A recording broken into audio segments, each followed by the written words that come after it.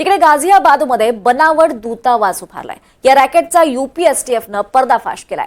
एटीएफनं या प्रकरणात एका आरोपीला अटकही केली आहे। पोलिसांनी आरोपीची ओळख हर्षवर्धन अशी केली आहे। हर्षवर्धन KB 35 कविनगरमध्ये घर भाड्यानं घेऊन बेकायदेशीरपणे वेस्ट आर्क्टिक दूतावास चालवत होता।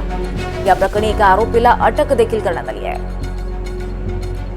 त्यात मर्सिडीज ऑडी सारख्या गाड्यांचा ताफा देखील सापडलाय। यूपीतल्या गाझियाबादमध्ये दूतावासाचा पर्दाफाश झालाय। गाझियाबादमध्ये बनावट दूतावास उभारलाय आणि या रॅकेटचा यूपीएसटीएफनं पर्दाफाश केलाय।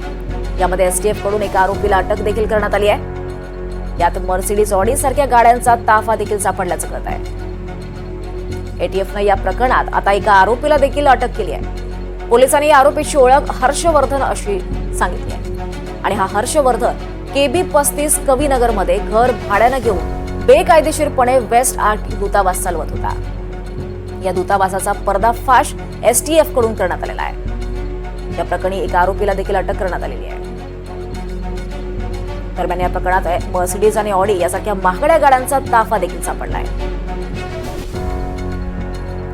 या संदर्भात अधिक माहिती देत आहेत आपल्यासोबत आपले प्रतिनिधी रामराजे शिंदे आहेत। रामराजे,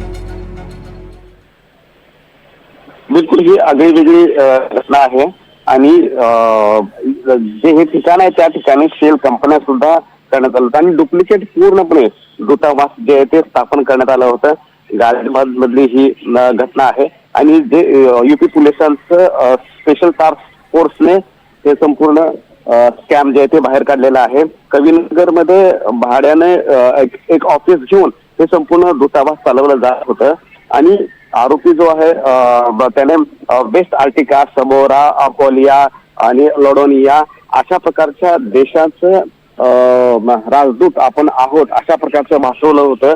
परंतु अशा देशाची नावं कुठेही नाहीये, असं कॉन्सुलेट कुठेही नाहीये।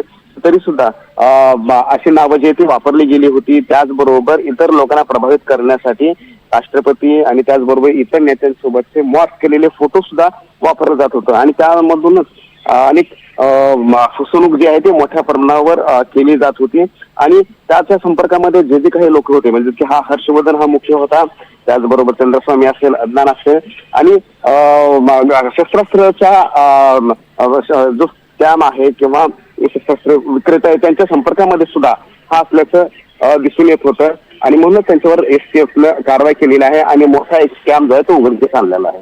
निश्चितच धन्यवाद रामराजे, आपण दिलेल्या या सविस्तर माहितीसाठी।